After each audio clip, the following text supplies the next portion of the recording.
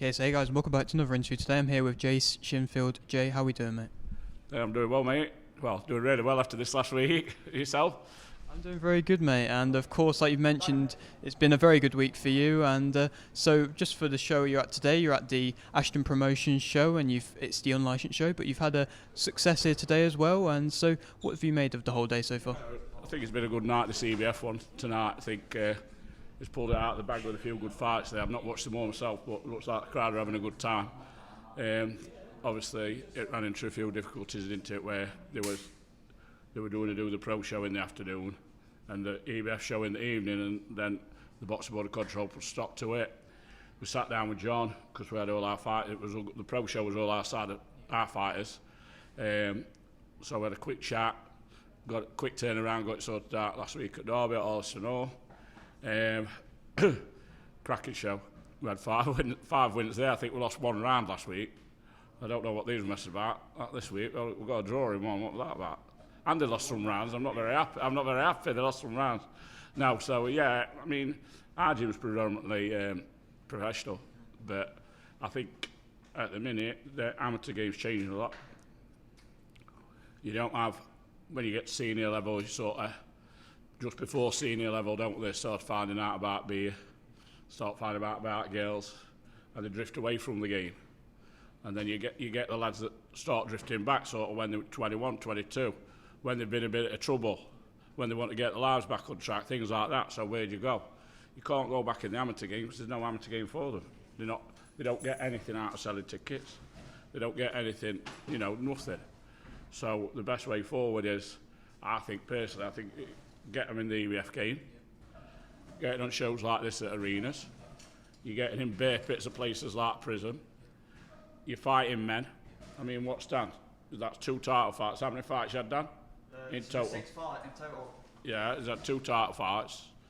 He's fighting men, whereas he'd be boxing in amateurs, playing tag for 3 rounds. He just, he's had a few wars. He knows what. Now he's going to create a ticket base now. Goes on to create a ticket base who could turn pro, and that's the plan. Some lads, they come back to us. They're a bit older, can't go in the pro game because you've been out of the game too long, so you haven't got a ticket base, you haven't got anything. And it's like Richie, he came to us late on, he's won his belt, and he's defended it. So for him, it's like his dreams come true. Boxed on arenas, defended his belt, did all sorts of things, and he'll admit himself, he's changed his life around. So it's good in 2 ways, you know what I mean? Yeah, most definitely. And a question which I always kind of like to ask coaches is, when somebody comes to you and wants this kind of support and kind of coaching, I suppose, what kind of characteristics do you want to see from them? They've got to want it more than want anything else, basically. They've got to, like I've just mentioned, they've got to want to change lives around. Hard, isn't it? Because, it's hard to say it, but a lot of lads that come later on, they've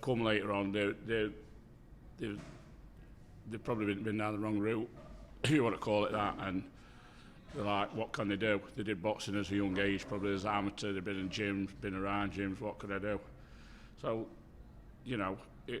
I think it's great that they could go away from that horrible side and do something, have some ambition, and it helps you in all walks of life anyway, It's a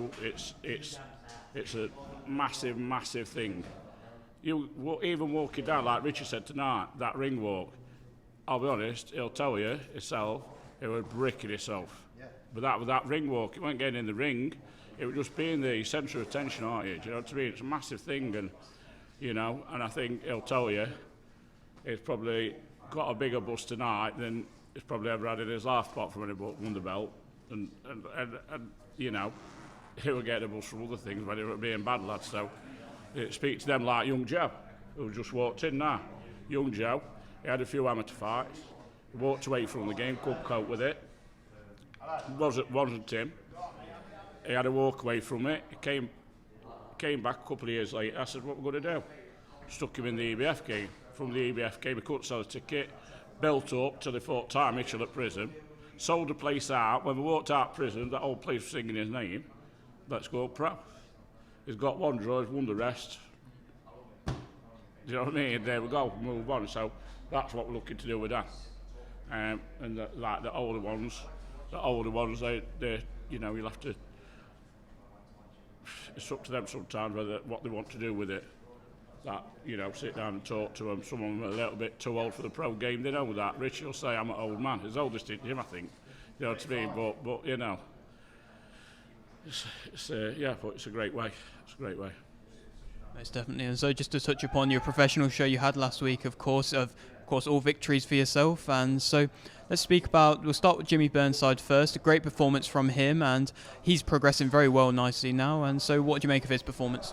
Jimmy Burnside, quality in it. He's at a stage now where he's showing all his abilities. He's now got 5 gears. He's got to be able to go up and down gears in shows. I'm going through them all, named ring. We've just been offered 2 title fights. We're looking at which one to go for. Joe Collins has just got up to number 38 in British rankings. I've got massive potential in the gym at the minute. I mean, obviously we've had world champions, we've had British champions, Commonwealth champions, European champions. I think at the minute this is potentially the best group I've ever had, because you've got Liam Ring behind him, you've got coming behind him on the tails, you've got Fraser Morgan, then you've got them all coming on. So at the minute I'm buzzing. I'm going on holiday tomorrow morning. By Monday I'm going to be bladdered. I'm going to have a week off. Then we're going to come back, sit down with Mr. Ashton and see where we go, what dates he's got, and we're going to plan for the next few months. And there we go. I'll come back in a few months, talk to them. Of course, mate, and I'll leave with just a final question, which I always like to ask, and that is, how would you like to be remembered in boxing? Big question, isn't it? I would like to be in boxing as looked as highly upon that my dad is, because everybody says he's a legend. So if I walk away, we know he's a legend, I'm happy. You know what I mean? That's it. Brilliant. Thank you very much, mate.